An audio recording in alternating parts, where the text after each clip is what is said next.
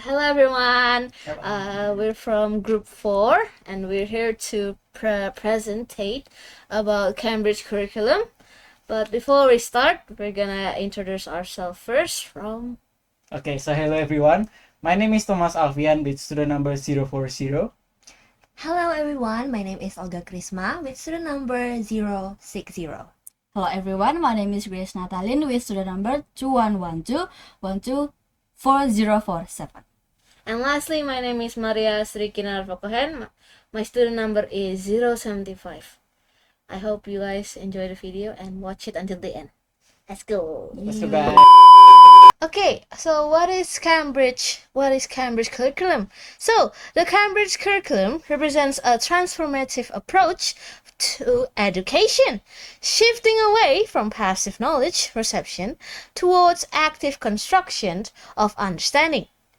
Developed by Cambridge Assessment International Education, this globally recognized framework serves students aged 3 to 19, preparing them for university and success in a rapidly changing world through rigorous standards and an inquiry-based philosophy. Okay, now so we move on into the Cambridge curriculum about the educational foundation about these 5 people about the theories behind the Cambridge curriculum. Okay, so the first one, we can move to the Lev-Vygotsky theory. From Lev-Vygotsky theory, he states that scaffolding and zone of proximal development or ZPD. Everybody knows ZPD about there is a zone that we cannot do, we can do, and also the zone that we can do, but we need help to enter that zone. So scaffolding and also ZPD is theory that in Cambridge curriculum, the teacher must scaffolding and help students to learn within the CPD by guiding them from the student is dependence into independence. So from this theory, Lev is guiding all of the teacher and also the facilitator of Cambridge curriculum to use the scaffolding and CPD implementation that they can help the student from start independence, they depends into the teacher and connect to the independence. Next to the next theory from John Hatie. So he stated now about the visible learning and also the feedbacks. He stated that feedbacks from learners to teachers is a powerful driver of learning and also support the assessment of the learning. He stated that all of the teacher and also the facilitator in the Cambridge curriculum should give feedback and also that make learning is also visible so they can drive into a more powerful learning because the teacher gives the feedback from what the student already done. Move to the next theory, we can move into the Jan Mayer and also Raylan theory about the threshold concept. So what is the threshold concept? The threshold concept is about a concept that transforms the understanding and also open a new gateway to deeper, continuous, and also integrated knowledge. So what haven't we learned? Not just passing by, but also continuous. The knowledge that we already got in the past is not just stop in there, but also continuous to new gateway that we can understand the knowledge and the next level in the future we can deep more understanding and also new knowledge and also the transform of the understanding that more deeply into our learning process. Next theory is the Andreas Schleicher theory about rigor and depth. So what is rigor and depth? Rigor and depth is a theory and concept to focus on the deep mastery of fewer concepts first instead of surface level learning. So he stated that we must know deeper mastery about the fewer concept is better instead of we can know many subjects but just the fewer surface of understanding in the level. So we just know a little bit from the subject but we cannot understand deeply about the subject. So he stated that rigor and depth about deep mastery in one concept is more better than knowing only little in many subjects. Next theory and last theory is from Michael Young. Michael Young stated that there is a powerful knowledge in learning. He stated that powerful knowledge gives specialized thinking beyond everyday experience and develop higher order thinking skill.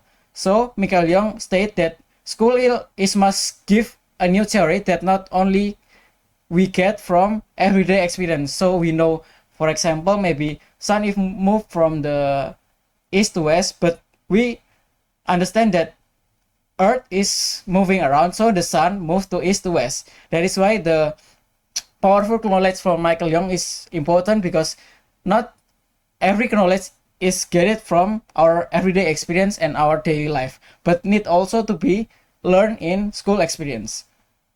So instead of that five theory, we can move to the next conclusion that Cambridge curriculum is built and on research base. They not construct the Cambridge curriculum not just by, oh, the education trend is like this, but they don't do that because they do based on the research, and the principle is not just by trend and also ensure the deep and effective learning.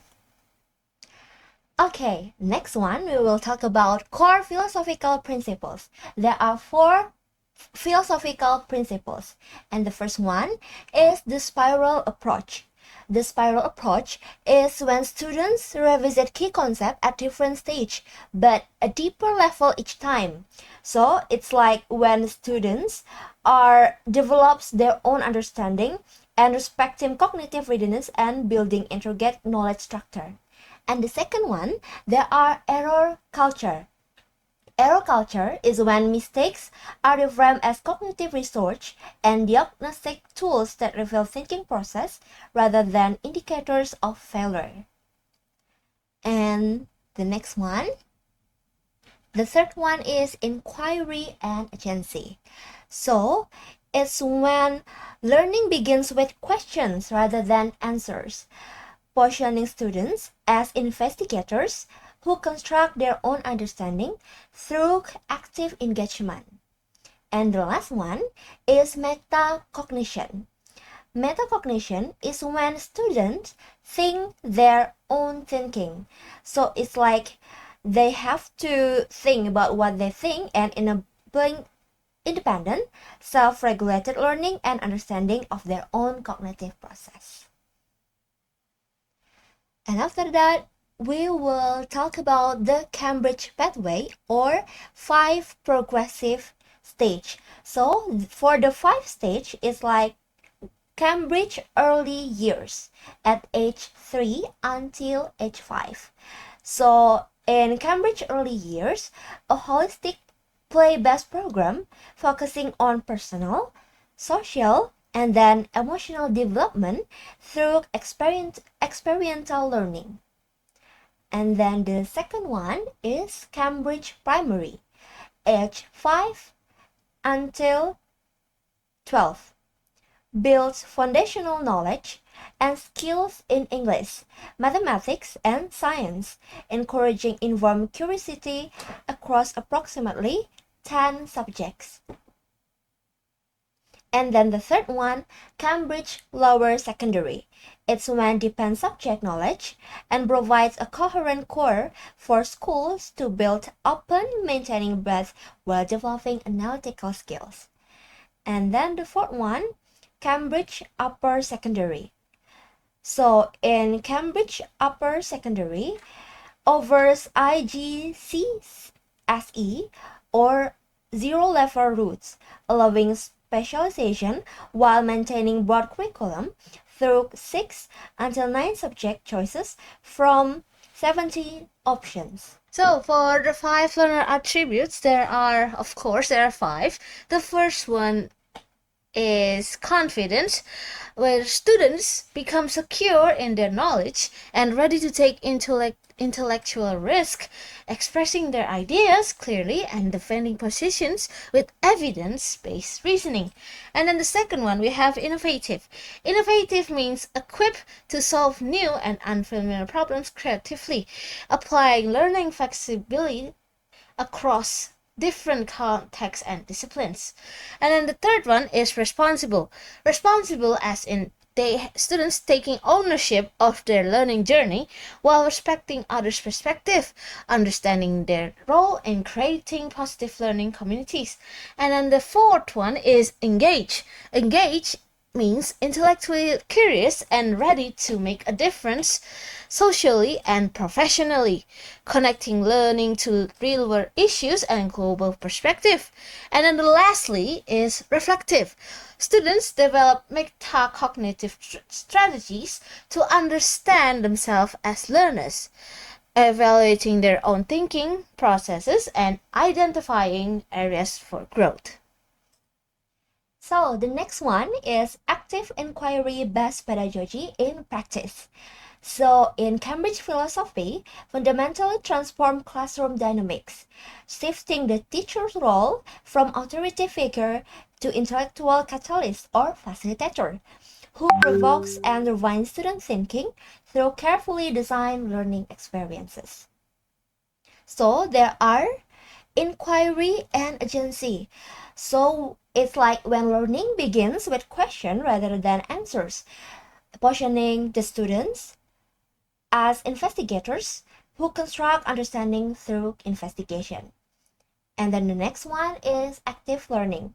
So knowledge is not transmitted but actively built in the learner's mind by challenging existing mental models and reconstruct understanding.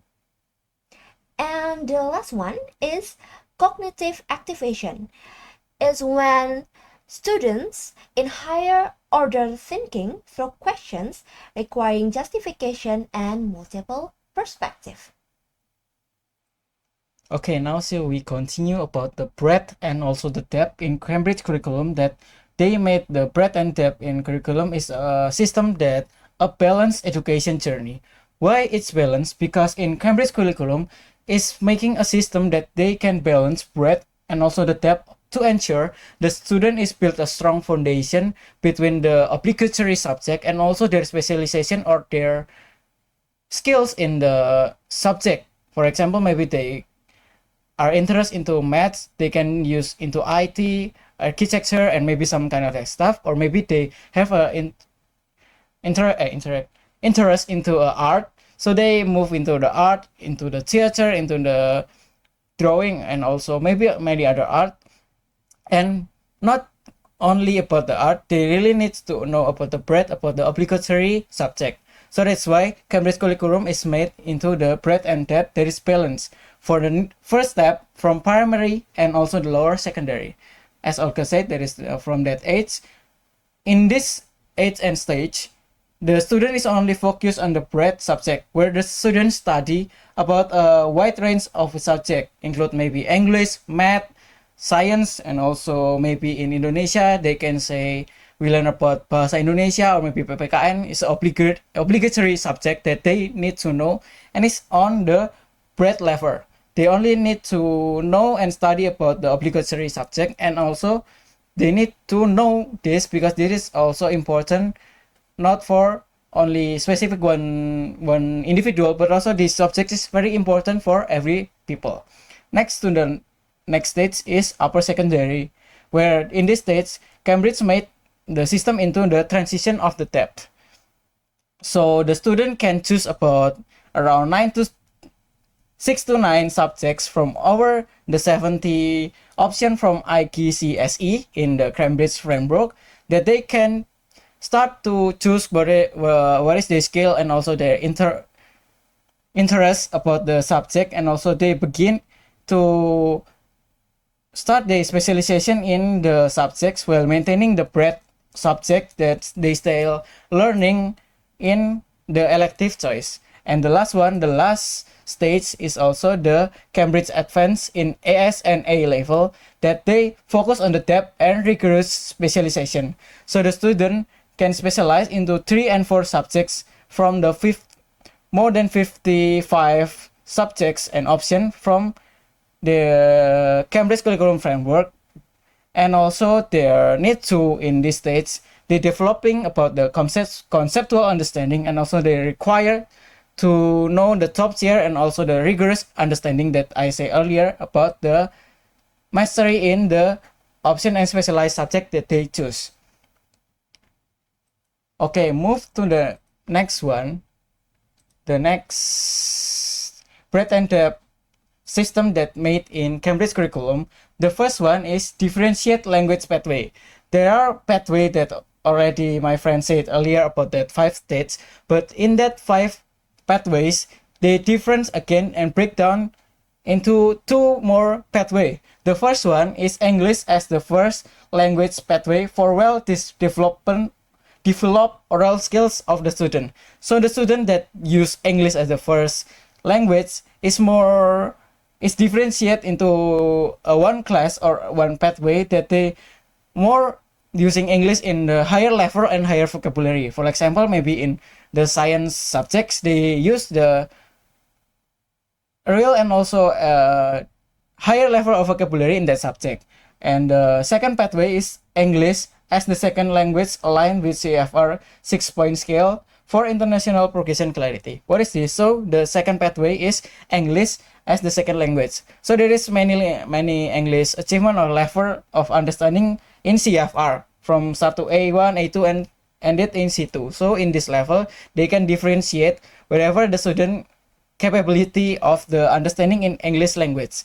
Because in Cambridge curriculum, every subject is teaching in English language. So it's moved to the second ones. There is language awareness of the teacher, because every teacher is a language teacher. They need to teach in English language. So it's teaching about the explicitity planning, language support to help student mastery academic vocabulary for specific subject.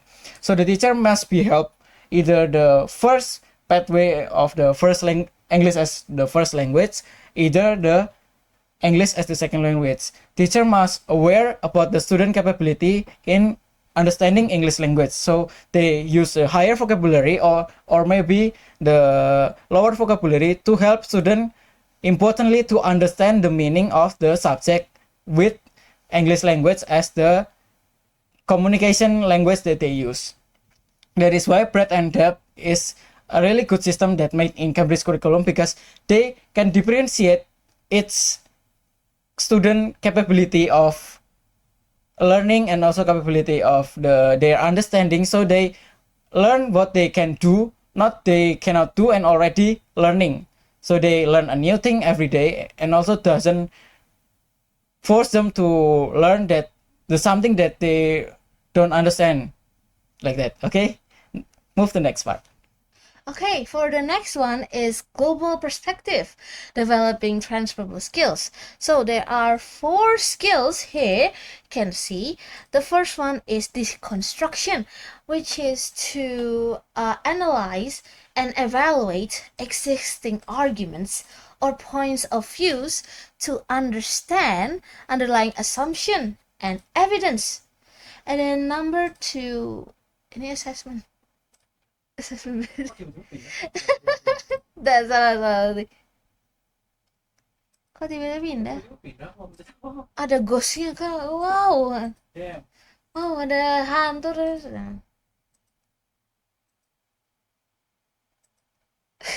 yang tadi lagi. Lagi. Nah ini. Ya ulang lagi Darrela.